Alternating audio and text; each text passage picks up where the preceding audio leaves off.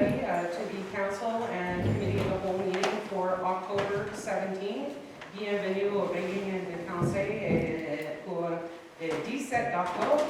And thank you very much to the Golden Age Club for hosting us this evening. We're really happy to be here in River Valley with all of you. I will open this evening with the land acknowledgement. The municipality of West Nipissing respectfully acknowledges that we are located on the homelands of the Anishinaabe peoples on the traditional territory of the Nipissing, Tamagami, and Wilkes First Nations, covered by the Robinson-Huron Treaty. We honor and recognize their historic connection to the land and value their significant contributions in shaping and strengthening our communities. I will open by, and you'll have to excuse me, councillors, I'll have to ask you to put your hands up nice and high this evening because we don't have our usual semicircle to be able to see each other really well. I will take any declarations of pecuniary interest at this time. Okay, seeing none. It is moved by Councillor Restour and seconded by Councillor Tessier. Be it resolved, the addendum of the meeting of council held on the October the 17th, 2023 be adopted as presented. Okay, so there's just one item on an addendum tonight, number 7.1, for snow removal. All in favor? Carried. Il est proposé par Alain Tessier, appuyé par Jane Restour, Conseil Restour. Be it resolved, the agenda for council and committee of the whole meeting held on October the 17th, 2023 be adopted as presented. Questions or comments? All in favor? Nice and high. Carrie, thank you. So with that, we will move on to the committee of the whole portion of our meeting. The first item on the agenda is under emergency measures and public safety. For that, I will pass it to the chair, Councillor St. Louis. Thank you, Madam Mayor. So through you, as you were mentioning, we do have one item under emergency measures and public safety, which is about, it is involved the Provincial Offences Ontario Court of Justice, West Nipissing Satellite Court. I'll turn back to you to provide additional information, if anybody else also can move from there. Okay. Or yeah, no, okay. I'll take it. I did put in an agenda request item. I had word through a member of the community that although the in-person court appearances have resumed in North Bay, they have yet to resume here in the Sturgeon Falls location, which I believe had traditionally been run out of the Legion building. So there was some concern that the services to our community be resumed as soon as possible, or practical, and that we make sure that we're ahead of the ball on this. So I have put in an agenda request item, and I believe Mr. Barbeau is prepared to give a little bit of an update. Thank you, Your Worship. A little update. First of all, provincial offences, as it's called, there's a provincial court down at the Legion that handles also provincial offences. The Provincial Offences Act is managed by a committee of CAOs, including North Bay, West Nipissing, East Ferris, Callander, and Mattawa are the five, and then there's some satellite ones as well. We have not met in about a year and a half. The North Bay manages for us and has a division for us that manages POA.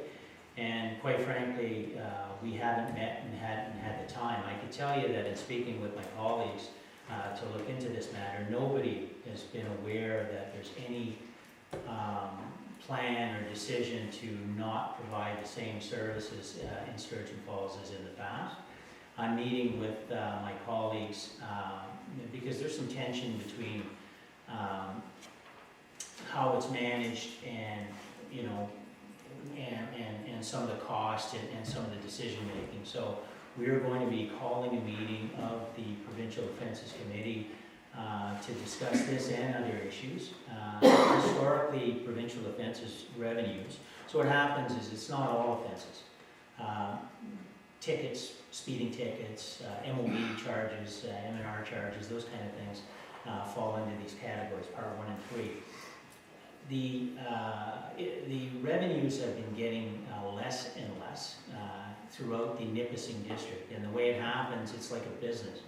All of the revenues are collected through Nipissing District OPP fines, local and whatever local policing fines, and so on. And those gross revenues, minus the cost to administer the justice, administer the court, is then divided by on a population percentage by with the partners, and in our case, about 15%.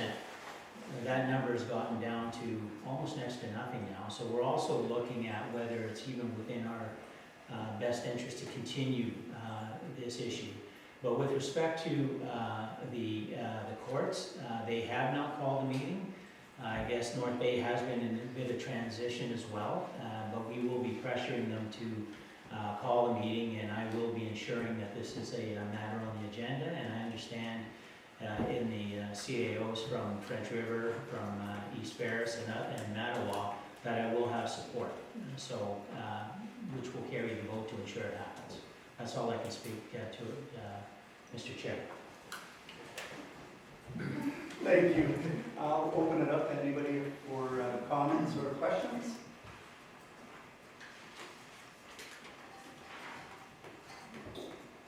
So I do have probably more so just a comment. Obviously working in that environment, I know that it's something that I believe, if I'm not mistaken, it was every third Thursday of the month. There were courts held at the Legion out in Sturgeon Falls. I've been approached by individuals that have brought concerns in regards to being able to travel to North Bay to support family members that are in custody, or even to be able to go to North Bay and being able to post bail or any of that matter. One thing that one individual brought up to me was that right now what they are trying to do to alleviate the traveling is doing audio bail. But what happens with audio bail, the individuals must remain on the telephone.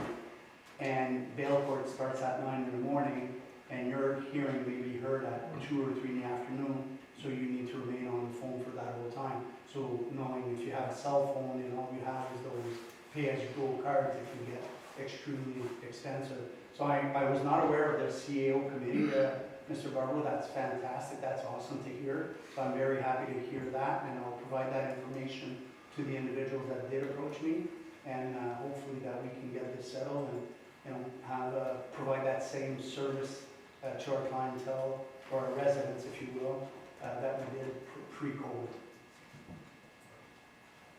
So if anybody, sorry, yeah, Councilor Tessier? Through you, Mr. Chair, I did consult with a friend of mine that indicated that currently, during one day, there was 44 bench warrants that are dated back to 2019, so maybe statistics would help in supporting how many people from Sturgeon do have to go to North Bay, and that would alleviate their North Bay courts if they were held here as well. Thank you. Thank you. Anybody else? All right, thank you. I'll pass it back to you, Madam Mayor. Okay, thank you. So I would think we'll get a follow-up on that in the next session. That's great, thank you. The next item on the agenda is our Economic Development Committee. We have one item under that committee, and for that I will pass it to the chair, Councilor Person. Thank you, Mayor Rochon. Donc à l'ordre du jour, aujourd'hui, on a juste un item, donc une mise à jour concernant le développement économique du conseil directeur. Thank you, Mr. Chair. Through a lot of planning that we've undertaken over the last couple of years, and with Council's vision and term plan, we thought it'd be a good opportunity to bring an update to Council regarding some of the initiatives that are ongoing. Most are tied to funding applications at this point. As Council is aware, because Council has provided the direction for staff to apply for this funding, we have an application that has been submitted to the Green Municipal Fund, and this is in relation to getting some funding so that we can proceed with the Phase 2 environmental site assessment at the Old Mill property, to be able to then move forward and undertake brownfield redevelopment and to be able to develop that property. So we're awaiting word on if we will be successful or not. We certainly hope that we are, and then that will help us move the phase 2 environmental site assessment, which is going to probably occur late winter, early spring, and we're anticipating the ESA to be completed at some point around the end of June of 2024. With the same project, we've also submitted an application to FedNor to leverage more federal dollars to help us reduce our portion of this project. And that application has also been submitted, and we're awaiting word on the funding request. We've also submitted a detailed application to the CMHC Housing Accelerator Fund. And again, we're waiting word. They had initially said that applications will be reviewed and notifications will be submitted in the fall of 2022. So we're hoping that we're going to get the good news shortly. I know that they have made some announcements, but more to the bigger urban centers in Ontario. And that money will help us move some housing initiatives forward, and it will help us also implement some of the action plans for our implementation of our housing strategy. So again, fingers crossed that we're successful in obtaining funding for that. There's still an application that we've submitted, I'm going to say close to a year now, under the Clean Fuels Fund. It's a federal program, and it was for a forestry biomass study for our region, and we still are waiting word on that. And as soon as we get some answers from these funding applications, we will certainly bring the results to council. And that concludes my update on economic development initiatives, Mr. Chair. Thank you, Mr. Knight. So on open the floor. Are there any questions or comments? It's any questions commentaires?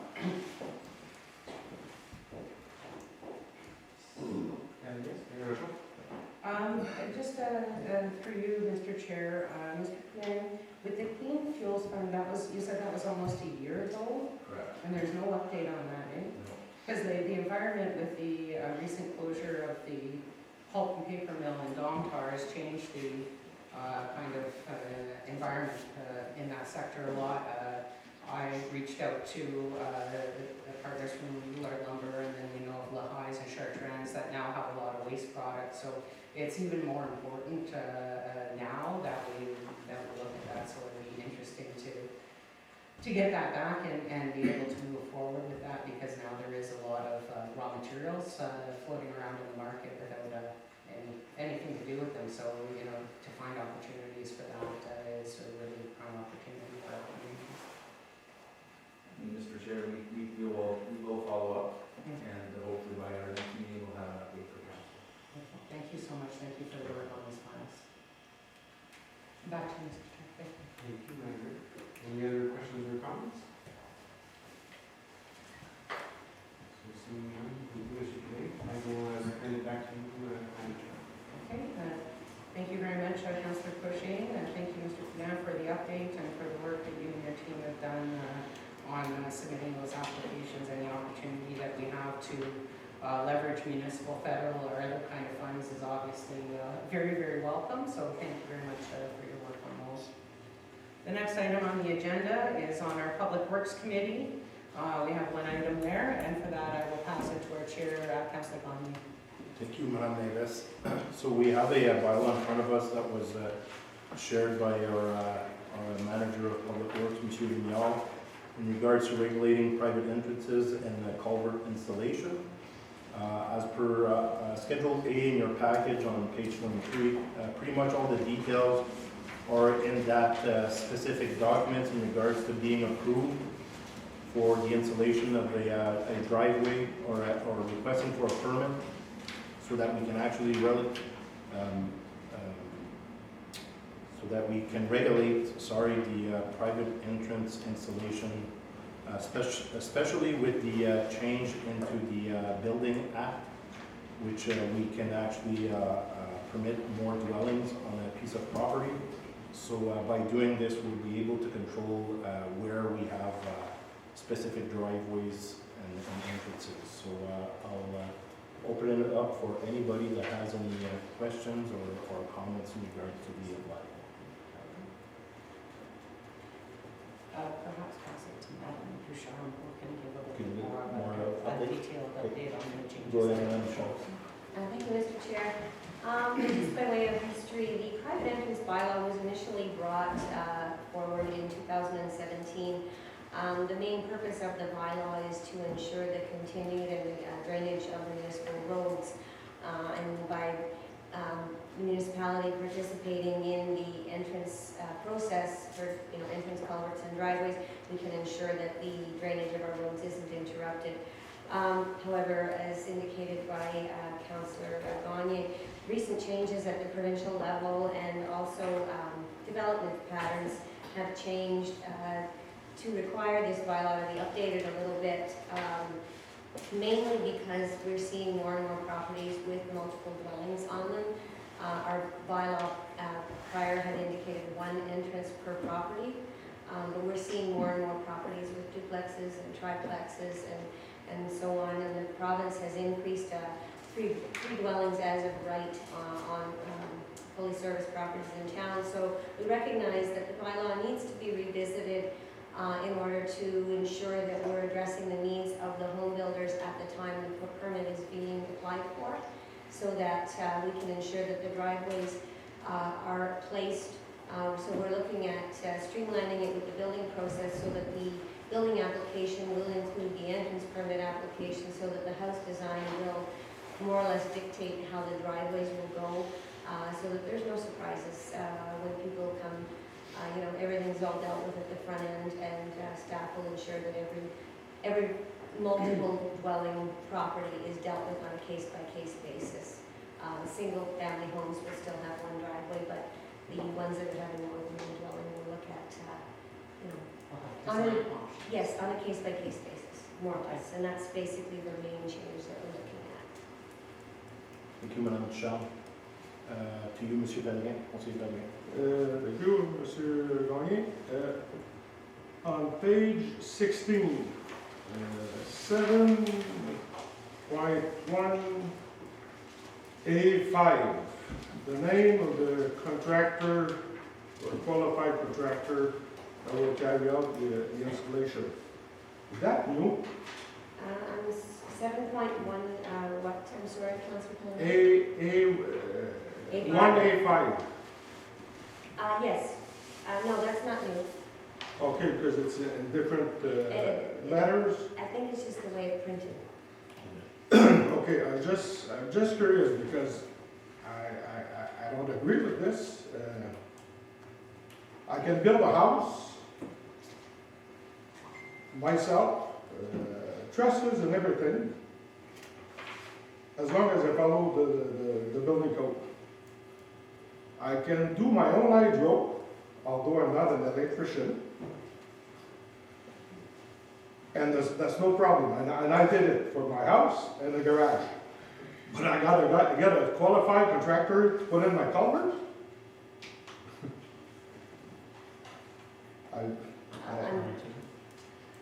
This isn't new, this is already. Right, so that's great, Councillor Pellerin, that you can. I think we had this discussion in past councils, and other qualified construction councillors also expressed that, but unfortunately it isn't for those individuals, and people can come on a case-by-case basis and have a look at that, is my understanding, and speak with the road authority. The bottom line, though, is it's the municipal road, municipal drainage has been a problem throughout, and a lot of our complaints revolve around individuals who've taken it upon themselves to probably thinking they're equally qualified and taking it upon themselves to install their own culverts, in some case cover their own ditch, which has caused untold problems. So unless council wishes to change this, it would not be our recommendation to just allow anybody to do it without, because then we would have to have the appropriate resources to be there and supervise it all of the time as well. So if, as I understand it, if there are individuals who, though are not contractors, and then you need to define qualified contractors. If you can convey to the road authority that what you're planning on doing meets their expectations on a one-out basis, then that's what we would do. And that is to bar people from not properly installing culverts, the height of the culvert, the proper level of the culvert. Thank you, Mr. Chair. Thank you. So it is possible to do it without hiring a contractor? If you can show if you can show that you have experience and that you know what you're doing, you know the slope, you know the grade and that kind of thing, and the road authority is satisfied that it'll be done according to a municipal standard, then yeah, I would suggest that historically individuals who are building homes on their own have contacted the road authority when they've applied for an entrance permit, and these things are discussed between Public Works and the proponents. Okay, thank you. Any other questions, autres questions? Madam Mayor, go ahead. My question for you, Mr. Chair, is likely to Madame Duchamp here. With the changes to the R1 and R2s where up to 3 dwellings are permitted, do those have the same rules for parking spaces as other? So, you know, in multi-residential, it's a 1.75. Is there a certain number of parking spaces that is required per residential unit on the R1 and R2 zones? Thank you, Madam Chair, or thank you for you, Mr. Chair. Typically in the residential, it is 1 per, for the main dwelling, and then 0.5 for every accessory dwelling. Okay. That's, that's all, yeah, I will say, I do really like the responsive staff in incorporating the building permit application process with the entry permit. So if a plan is approved, the entries need to meet, and so if everybody's talking on the front end, then there's no surprises for builders and developers, and I think that's a really great solution to the issues that we've seen, so thank you. Mr. Chair. Thank you, Madam Mayor. Any other questions from the council? Autres questions? I actually just have one. Is the cost recovery enough? And I'm just wondering why, and I guess you must have looked like other maybe municipalities. Is the costing to put a new entrance or to modify or remove an entrance? I see it's the same pricing. I believe, Chair, we were proposing an increase in the memo, Okay, which would essentially be 2 times or double what we're currently charging. okay, perfect. Okay, that answers my question. Thank you very much. So, now bring it back to you, Madam Mayor. I just want to be clear, council in general is okay with this bylaw. It comes back as a, so that will come back at our next meeting as a resolution. Thank you very much to Madame Duchamp and Mr. Mayor, who is not here, but did the together. And our final committee for this evening has 2 items, and for that I will pass it to our chair, Councillor Rivard. Thank you, Madam Mayor. So our first topic is in regard to the senior Christmas supper. I believe Mr. Barbo would like to speak to that. Sure, I haven't been here 23 years and haven't participated in many. It's that time of year again. I believe Christmas this year is on the 25th of December. No, I'm not sure of that.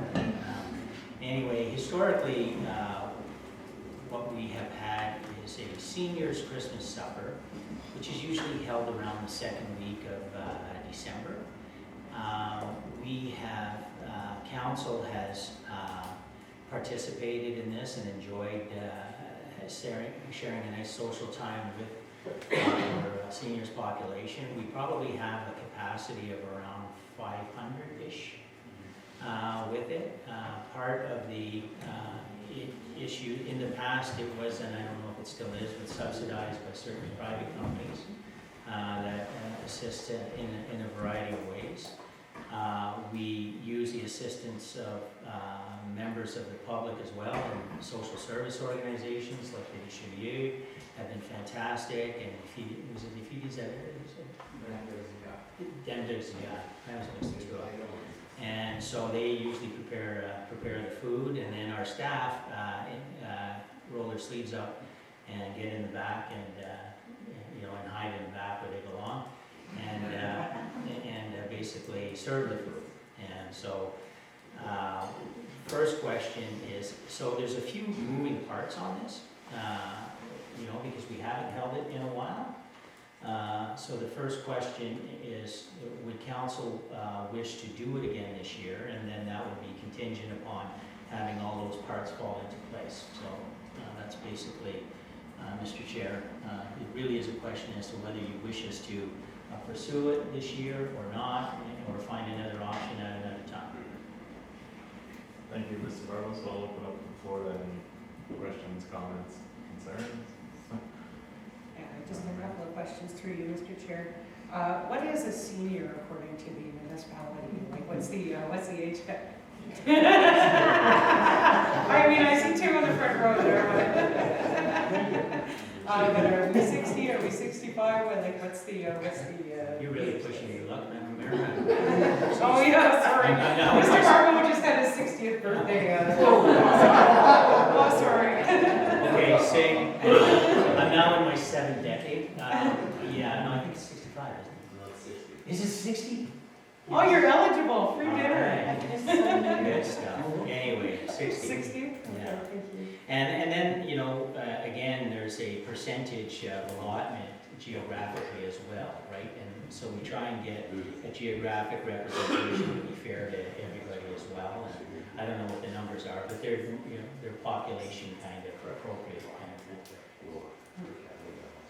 Thank you, Mr. Chairman. Thank you. Good question. Anybody else? Councilor Resto, and then Councilor Butter. Councilor Resto, yeah. Through you, Mr. Chair, I was around back in the day for a number of these senior suppers, and they were excellent initiatives, and great to see our seniors being celebrated during the holidays. I know back then it was a challenge because with the winter months and the lack of transportation for some of our seniors, it was a good opportunity for them to come out and have an opportunity to be social and spend a good night. And we often had entertainment as well in the evenings. The dancing shoes came out later in the evening after a great dinner. So I'd definitely be supportive of looking and moving forward with it again. I know there was always great response, great positive response from our seniors in the community. And the other thing too, that I thought was somewhat important as well, if not as equally important, was the opportunity for staff and council and community partners to come together and work as a team to support our seniors in this initiative. Team building is important, and I think an evening like that goes a long way to helping everybody work more cohesively as we move forward through the year, especially during the holiday season. So if the other pieces fall into place, like our CEO mentioned, I'd definitely be happy to support moving this initiative forward, and especially after the pandemic. I mean, our seniors have been isolated a lot longer than they should have, and we always talk about getting back to the normal or the new normal, and I think this would be a good opportunity to do that as a community. Thank you, Councilor Resto. Conseil Pellerin. Yes, Mr. Bob. Is that supper catered usually? I assume so. As through you, Mr. Chair, as indicated, historically we've had what do they call it? The dame d'auxiliaire prepare the turkeys and the food, and then we, the staff, volunteer their time, and there's probably a dozen that are serving, that are working with the dame d'auxiliaire. I got it right that time. and they serve the food, and then on the other side of it, then there's the richelieu, take care of serving the wine, and the counselors also participate in providing the food to the tables in an organized manner, and then the staff basically cleans up after with council. So I'm not sure it's fully catered in the way you suggest. I think it's, but we do appreciate the assistance of some of our community partners. How much money is put aside for that event per year? 7,500. Yeah, about $7,500 a year. Okay. Then, was that accumulated through COVID? You parked it one year? Yeah, so we parked it 2 years, yeah. So we have a reserve for it? What would that be, ish? So, 15. Yeah. So it wouldn't cost the taxpayers anything this year? 15,000 plus this year. Any possibility of going in the outlying area For, for that supper? I don't, through you, I don't know that we have the facilities. We have a big commercial kitchen.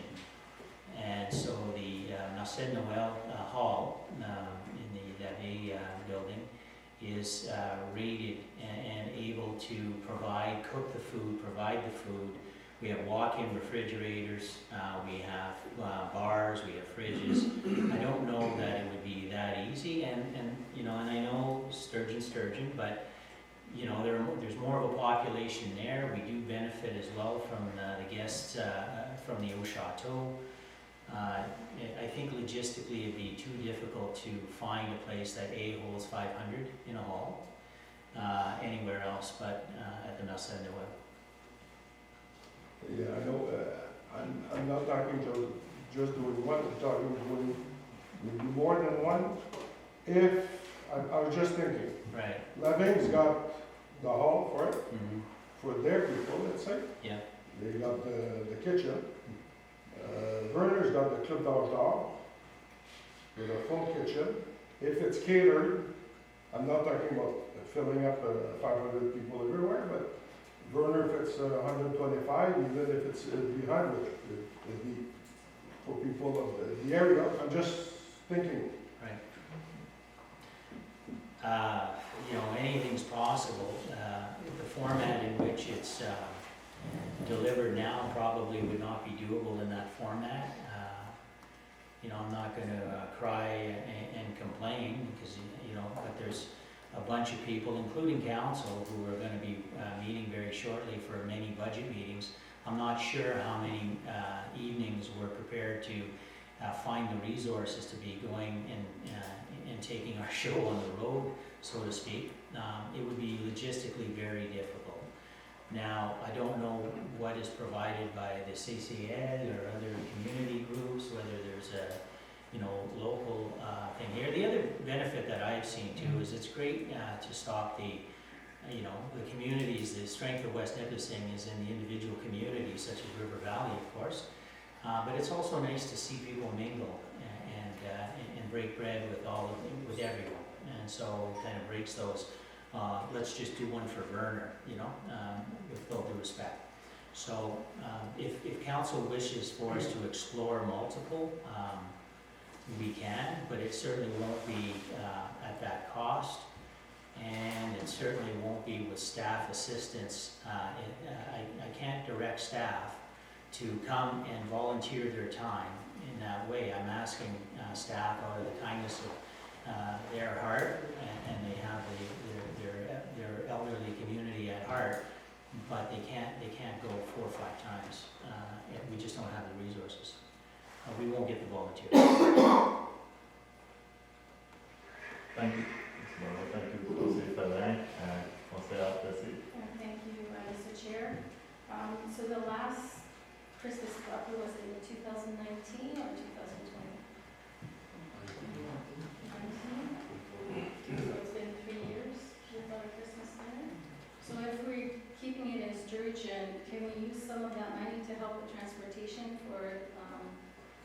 fans from the outskirts that may not be able to drive that We can explore that. participate. Yeah, we can explore perhaps with local bus company and see what we can do. Thank you. Thank you. Oh, Conseil Pavin. One more. Si on reste avec la même chose qu'on fait de Super Story Pass, on peut-tu mettre un critère que, je sais pas, c'est toujours les premiers venus, premiers servis, là. Je créerais que la moitié de la salle, c'est probablement les mêmes gens à toutes les années.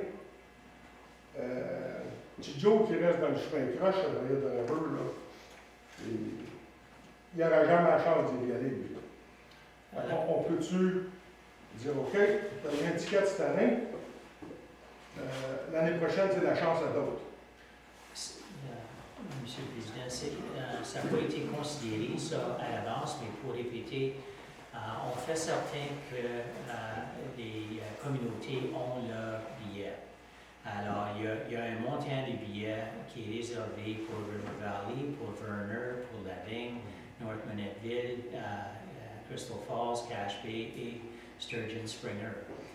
Mais ton point en termes de, tu fais comme Nous, Steaks, you know, you've had your chance.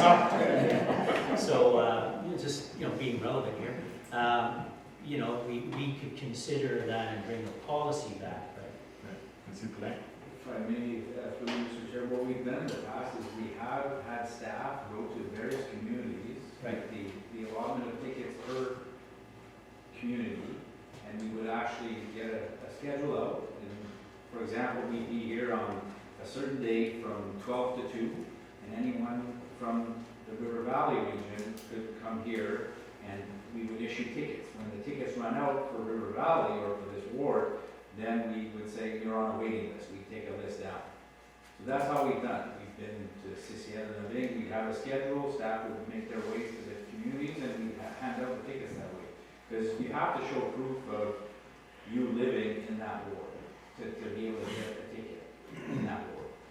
So that's how we've done it. And I know a number of years in certain wards we would have more requests than tickets, and in certain wards we'd have tickets left after we've done it. So then we move the tickets to the waiting list and try to accommodate as best as we can. That's how we've done it. We've always felt that it was very fair for us to go to the communities and hand out the tickets that way. Thank you, Mr. Poulin. That's some good information. Conseil Tessie. Thank you, Mr. Chair. For, let's say, River Valley, what would be like percentage? I'd have to look at those numbers. Councilor Dacey had come back with those numbers, but I know it was like a per ward capita. That's how we've generally done it, and we distribute the tickets per the populated areas, and it always worked quite well. Rightfully, in Conseil Shine's ward, a lot of people do not travel that far, so we generally have tickets left over, and then there to be a greater demand, maybe let's say here in River Valley, we move those tickets around just to try to accommodate everyone. But I can come back if you want those specific numbers, but we've always done it per capita. Thank you. Any more questions, comments? No? Conseil Shine. Thank you, Mr. Chair. I'm in agreement with organizing the seniors' Christmas supper again this year, and I'm also interested to see if we can manage within the existing budget, maybe a transportation. Having a bus, let's say, that goes from North Manettville to Sturgeon and there and back, and maybe having the same River Valley too, because I think that will entice people to maybe participate a little bit more, and I think it's nice to have. Want to rehash everything that's been said, but I'm in agreement with everything Brendan said. Thank you. So I just had a couple comments as well. I know that I've heard that this is a really popular event in the municipality, and it's been gone for a couple of years. So, Mr. Barlow, this won't only be your first one if you get a ticket, but my parents are waiting. They just cracked that age groups, and the past 2 years have been canceled, so if they manage to get tickets, it seems like it's a hot commodity there, but if they do, they'll be happy to join you as well. Speak a little louder. So I know it's lots of work and preparation by staff, but I did like the idea of Conseil having it also in other municipalities. I know it'd be too difficult to do logistic-wise, but I was wondering with all that extra money, if there was just some way, maybe we could even sponsor some community group. Say if a community group like CCL wanted to have a little festive dinner of their own, would the municipality with this extra money that we have be able to sponsor $500 or $1,000 towards the food or just the organization of the event? It's completely under that group of volunteers because I understand it would be difficult on staff, but maybe that would be an option with the extra money we have. I don't know if that's something we could explore. But if that doesn't work out, that transport idea is a great idea, because if we know there's a certain amount of people getting tickets in an area, we could sponsor a bus as well.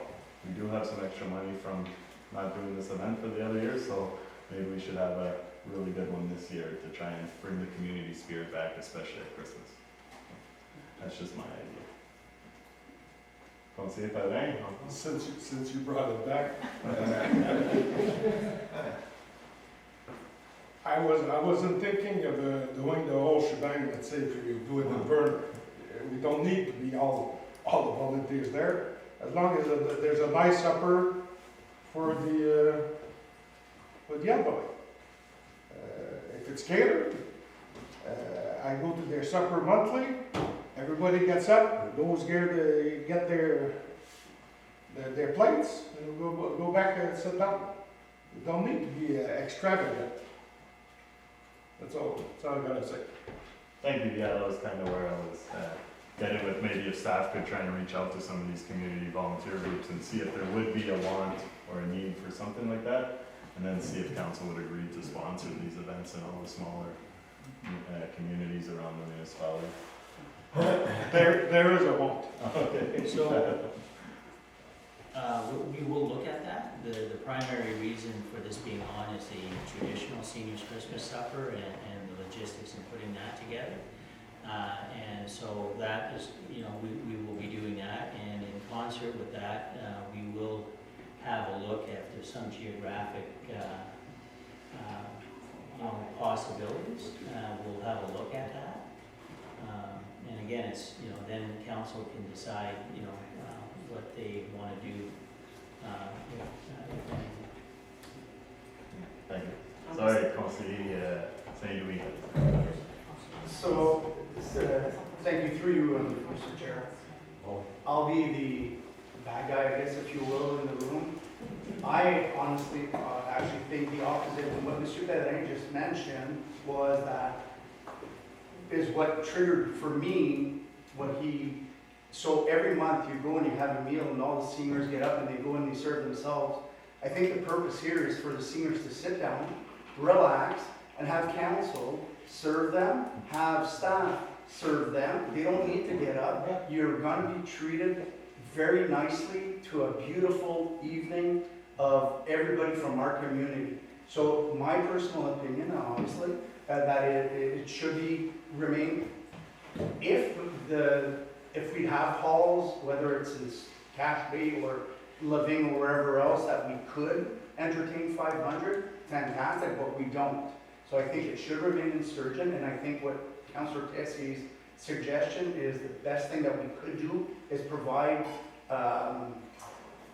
transportation to these individuals, and that for us, because like Mr. Barbeau mentioned, we all have other events, we all have jobs where we have Christmas parties, we all have children that has Christmas parties, so we can't take the first weekend of December and the second weekend of December or the last one in November and share our time. So I think that's why the purpose of this Christmas event is to get people together and get the seniors served.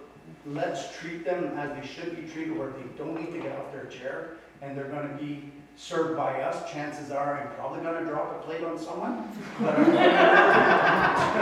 to take it. But that's just my thought. It should remain as traditional as it can be, and treat our seniors accordingly for that one evening, and then the other evening, sure, the other month, if they get up and go serve themselves. Thank you. Madam Mayor, thank you. Thank you very much, Mr. Chair. I actually tend to be on the bad guy side with Councillor St. Louis there. I really like the idea of a community event that is all together and everybody together, and something that is extra special.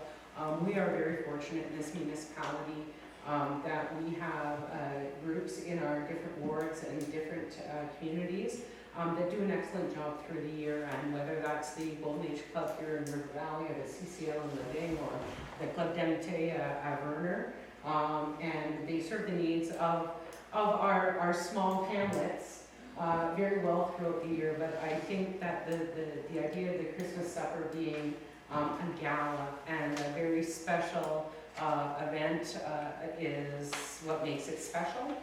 And I do also appreciate the fact that a lot of the success of the event runs on the fact that we have a staff team that are willing to show up and volunteer their time, and I want to be respectful of that time as well, because you know, I think a lot of it runs on the goodwill of staff, and again, Jamie spoke, Councillor Restul spoke first, but the idea of it not just for the seniors, but for us as a group and as a team, council, and as our relationship with staff, and our relationship with the other organizations that serve the community, make it a really special event as well.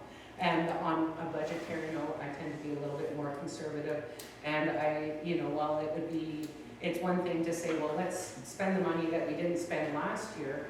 I'd also be a little worried about creating a precedent, and then all of a sudden next year we've done something this year because we've had a couple extra quarters in the piggy bank, and then the expectation is there next year that we carry on with what we've done this year, and we all know that we have some extremely difficult budget deliberations coming up within the next couple of months. And where $7,500 doesn't seem like a lot, we're going to be pinching some pennies pretty hard when it comes to budget time. So, that is not an amount of money that we have on an annual basis. So to start spending it and then take it away again makes it a little difficult. And that's, thank you, Mr. Chair. Thank you. So, I guess what staff was looking for is just, if the Christmas staff party, it seems like everyone's in agreement that we want to have this senior dinner, Christmas senior dinner, not staff party. So, if by a show of hands with that, thank you. And I guess we'll also look into some transportation methods if possible. Right. Yes. Just to clarify though, so the records, there was a discussion about exploring other options, but then I've heard some dissenting voices. Is it the majority of council that wants to explore those satellite parties, or, and I don't want to slant the question, but, or should we focus on providing this for this year? Yeah, and I understand what you're saying. So yeah, there was a bit of mention, well, I mentioned it as well, about having just a sponsorship for some smaller ones if there is a need, or if there are some groups that are willing to do so. So just by a show, it wouldn't be the same Christmas party, it would just be a sponsorship kind of supporting a volunteer group that would like to organize the event. That's kind of what I was understanding from my point of view with Conseil.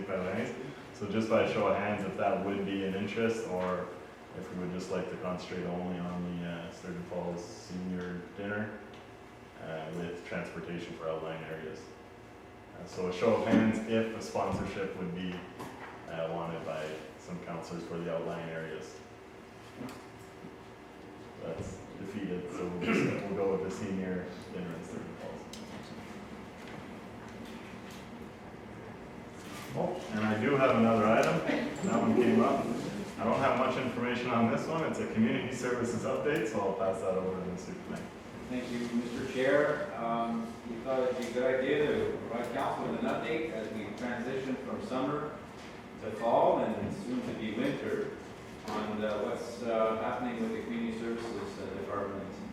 Our marina is officially closed for the season. Docks have been removed, and by the end of this week, all docks in all communities will have been removed as well. Our splash pads are obviously winterized and closed, and both arenas are now fully operational. The ice allocation is mostly complete. All we have remaining is game schedules for minor hockey and high school teams. Happy to report that we do have a canteen operator at both of our arenas this year. So we had somebody step up and take over the canteen and burner, and so that's good news. We do have a public skating schedule set to the end of October, and we will shortly have, once the minor hockey and high school schedules are completed, we will fill in public skating for the duration of our arena season. Outdoor rinks, the Cache Bay outdoor rink work is complete and the rink is ready for the winter season. The field outdoor rink is generally part of the capital side of the update, but I'm happy to report that things are progressing nicely, and our general contractor has advised us that the slab is scheduled to be poured this Friday, October 19th. So we're seeing some good progress there, and that the project is still on schedule to finish around the December 21-22, in time for our winter season. So that's good news. All of our other rinks will also be fully operational as soon as the weather permits. So for the people that love to hunt, they don't want to see winter too quick, but the winter is going to be with us shortly.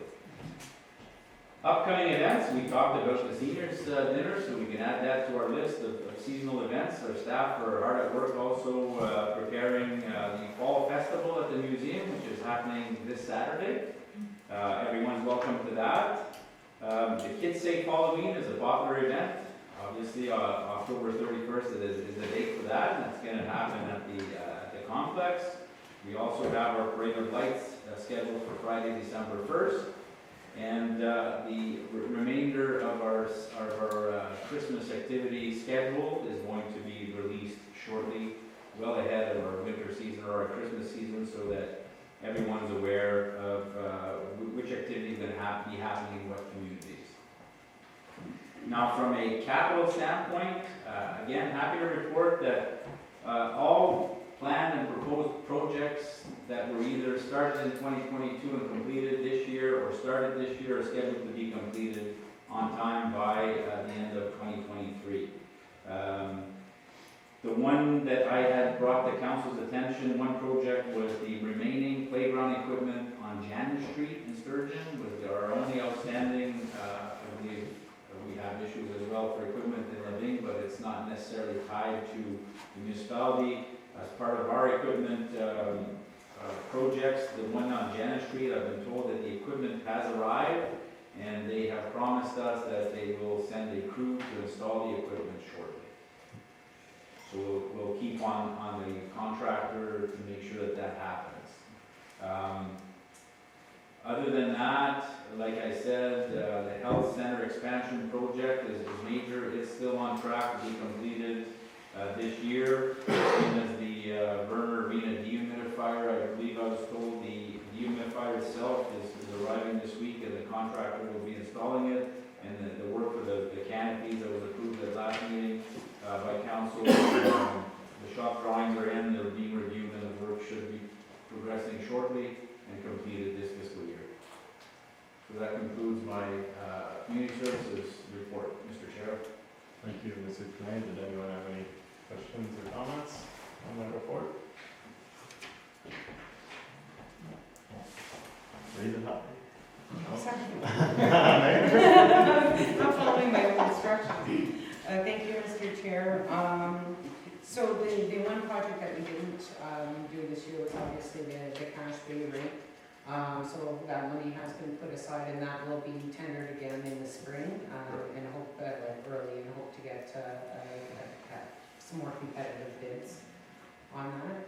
That's correct, and through you, Mr. Chair, again, with council undertaking the budgetary process early, it's our hope that, once council's approve the 2024 budget, that we'll be able to proceed and tender that very quickly and hopefully get many competitive bids, and we'll get a reasonable price this time. I have one more question, Mr. Chair. The ice allocation, like the current, the ice allocation is, the website is updated fairly So- shortly. Like, how does that work as far as public access to the information on when, what's still available? That's a very good question, Madam Mayor, and through you, Mr. Chair. It's a tricky part of the year because staff are constantly updating our software Mhm. and including ICE bookings. Now, we don't release ICE as a first come, first served basis at this point because we haven't finished booking all of the minor hockey and high school schedules. And until that's done, we can't release ICE. So we do still deal with ICE requests on a daily basis, and if we know the ICE is available, we rent it, so we don't lose revenue that way. But our software, our update on our website is not 100% accurate because we've got a lot of bookings that are considered internal. And as soon as minor hockey and hockey school and the high school have completed their schedules, then you will get a full picture of the ICE bookings, and then it's on a first come, first served basis. So we're probably within a week's time away for all schedules to be submitted and booked into our system, and then we release all remaining ICE as first come, first served. So yes, it's correct. If you've heard that, we've had some individuals look on the website and say, well, you've got ICE available Friday night from 8 to 10, but in fact, it's reserved for these groups that we're waiting on.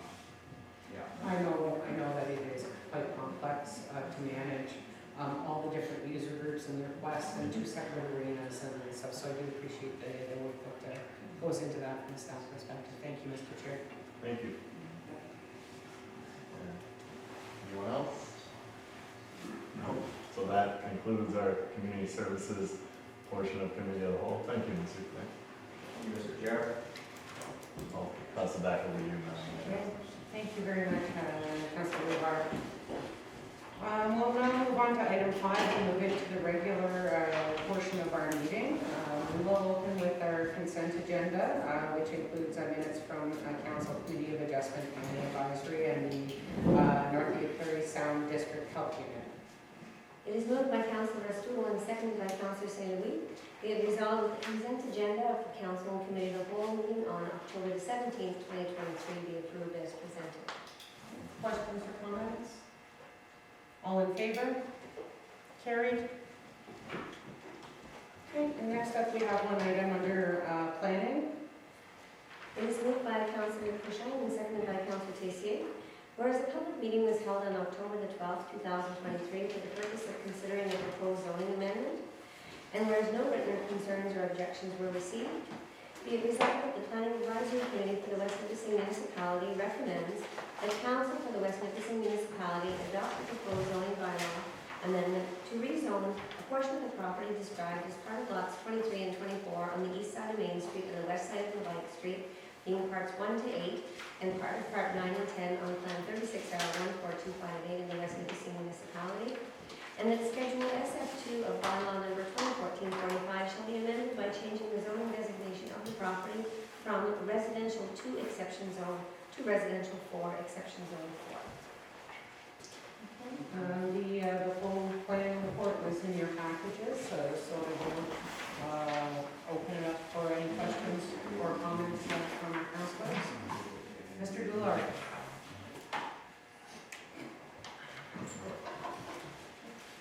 Open it up for any questions or comments from council. Okay, seeing none, call it to a vote. All in favor? Carried. Thank you.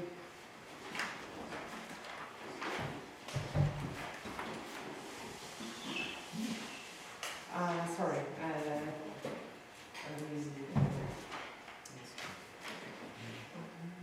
Moving on to new business. We have work supply of winter sand. It is moved by Councilor Tessier and seconded by Councilor Cushing. Be it resolved that the quotation for the supply supply of winter sand in the municipality of West Nipissing be awarded to A. Topsoil, having submitted a quotation of $13.30 per ton for the Vernon Yard and $15.75 per ton for the Sturgeon Falls Yard, meeting all specifications. Okay, questions or comments on that? Councilor Pellerin? Thank you, Madam Mayor. Just a quick question. What's the difference in price compared to what we're getting from Fowler in the field?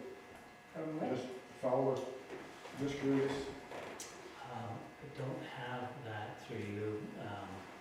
Fowler is quite a bit more expensive. Historically, they have, I don't know, historically, they've been. I'm gonna say it's around around the second bid price, close enough.